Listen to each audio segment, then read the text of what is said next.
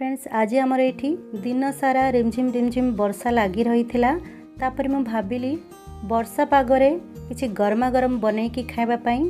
तो जब किचन रे मु गली किचन रे किसी खास जिनस नथिला बनैबाई तापर मु भाविली वर्षा पागरे पकुड़ीर मजा किसी अलग होता है। तो मु पकुड़ी बनैबा स्टार्ट करिनेली।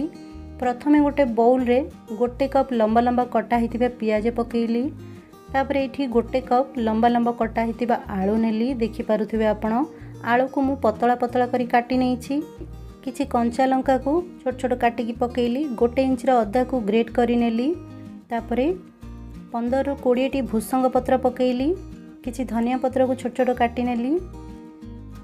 हाफ चमच जुआणी को क्रश करके पकेली। पकोड़ी रे जुआणी पकेबा द्वारा आर टेस्ट भल आसी थाए, फ्लेवर भी बढ़िया आसी थाए। तो आपण जरूर पकेबे।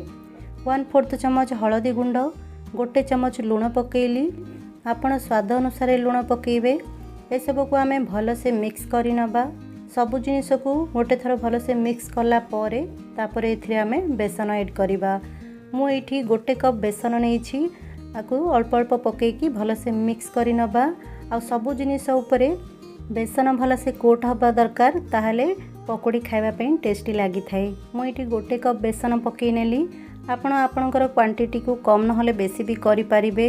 परिबा देखिकी आपण बेसन नेबे से हिसाब रे पकेबे। देखंतु मु एठी सब जिनिस मिक्स करि नेछि। एबे एथिरे अल्प अल्प पानी स्प्रिंकल करिबा। तापर आरो गोटे बेटर तयारी करिबा। बेटर रे बेसी पानी पकेइबानी कि एका संगरे पानी पकेइबानी, नहले पकोड़ीर बेटर पानिया हे जाई थाए। आउ पकोड़ीर शेप भलो आसी न थाए। आ पकोड़ी जगह रे अन्य किछि जिंस भी तयारी हो जाई थाए। सेइथे पय आपन को कहली कि अल्प अल्प पानी पकेइबे। देखिबे पकोड़ीर बेटर परफेक्ट हबो। परिबारे भी मॉइस्चर थाए, सेइथे पय अल्प अल्प पानी देकी एभली सुखिला सुखिला बेटर तयारी करिवे।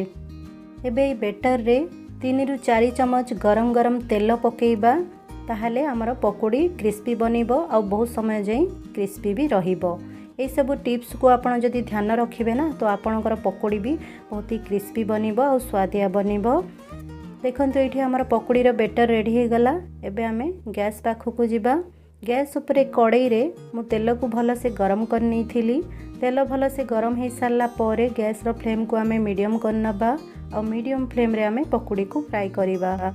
पकोड़ी को केबे भी गोल गोल करके पकेइबेनी। ए भली तेढ़ा मेढ़ा रहिबो ना, पकोड़ी खाइबा पई टेस्टी लागि थाए और क्रिस्पी भी हेई थाए। देखि पारुथिबे 1 मिनिट हेई सारी छी एठी। आउ हमर पकोड़ी रे भल कलर आसी जाई छी, माने हल्का सा गोल्डन कलर आसी जाई छी। एबे को आमे उल्टै नबा। उल्टै पुल्टै 3-4 मिनिट जाए पकोड़ी को फ्राई करिबा। हल्का गोल्डन ब्राउन कलर आसी जिवो और क्रिस्पी हेई जिवो। तापर याको आमे बाहर कर नबा। बहुत कम समय रे आउ घर रही किछि जिनिस रे ए पकोड़ी तयारी हो जाई थाए। पकोड़ी बहुत ही क्रिस्पी आउ मुसमुसिया तयारी होई थाए। फ्रेंड्स एई नियंतु सुपर टेस्टी क्रिस्पी मुसमुसिया गरमा गरम पकोड़ी रेडी हो जाई छी। आकु देखिबा पई जेतिकी भलो लागि थाए ना, खाइबा पई भी सेतिकी टेस्टी होई थाए। ए पकोड़ी को देखि सारला परे मो पाटिरु तो लाळु गडिलाणी। मु जाउछि याकु खाइबा पई। आपण भी फटाफट से आपणकर किचन रे जानतु और ए भली गरमा गरम पकोड़ी तयारी करी एन्जॉय करंतु। मु ए पकोड़ी को गरमा गरम चाहा संगरे एन्जॉय करिबी। आपण कहा संगरे खाइबा पई पसंद करिबे मते कमेंट सेक्शन रे लेखिकी जणैबे। फ्रेंड्स वीडियोटी भलो लागिले गोटे लाइक शेयर जरूर करिबे। आ ए भली नुआ नुआ रेसिपीज देखिबा को हेले हमर चैनल को सब्सक्राइब करि नेबे।